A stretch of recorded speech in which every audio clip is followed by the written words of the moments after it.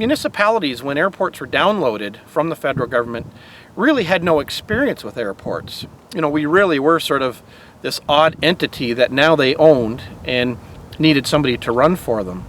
So really the big changes, I think, all of a sudden the airport was recognized as being a big space, an economic space, and the city really has sort of come to the realization that there's a lot of infrastructure here as well. So the biggest changes for us in operation is we really have seen much greater emphasis on improving facility, improving pavement, improving lighting features here, even improving the air terminal, and facilities for passengers. We've changed a lot of the amenities. We've increased the departure lounge from 2,000 square feet to 10,000 square feet.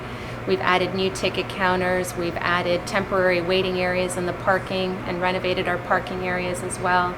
We've put in a number of IT improvements, including the real-time flight data so that passengers and as well as those picking up passengers can know when flights are arriving. And so the addition of all these different amenities has really helped make the passenger experience a lot better. And the customer loves the fact that security screening is open all the time, so when the customer comes, they don't have to wait out in the hallway. They can actually go inside security and use the business center. Yeah, the cafe is inside as well too, so that way it also allows the customer to go inside security, and then therefore they can have a drink or whatever, but they're inside and then they're ready for boarding. In the departure lounge, we have what's called a plug and play area. So it's an area where people can plug their computers in, and instead of sitting in corners and wrapping themselves around columns to get to plugs, we've made it really convenient for them to plug in, and certainly for the time that they're here. Very positive changes in the last 3-4 years when the City of Windsor took over the airport directly. We're very pleased to see WestJet come to the airport on a seasonal basis.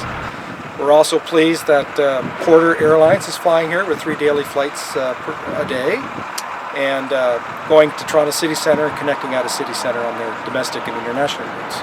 We're also pleased that just over there we have Premier Aviation that's now at the airport, and that's a catalyst for many other things that could happen at the airport in the future. We're also pleased that Sunwing also is flying here winter charters. They've been doing that for quite a while. And from Windsor Airport to the beaches of Cuba in under 5 hours is a pretty good deal.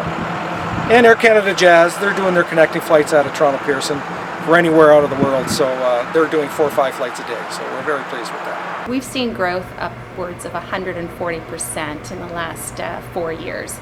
So the growth has been phenomenal. Just in this year alone, we'll see 20% increase in the number of passengers. We'll end up serving about 230,000 passengers this year, which will be the highest that we've had in the past decade. We recently attended some travel shows in the locals in the city and discovered that a number of passengers, or a number of potential passengers, had not been to the airport for over 20, 30 years.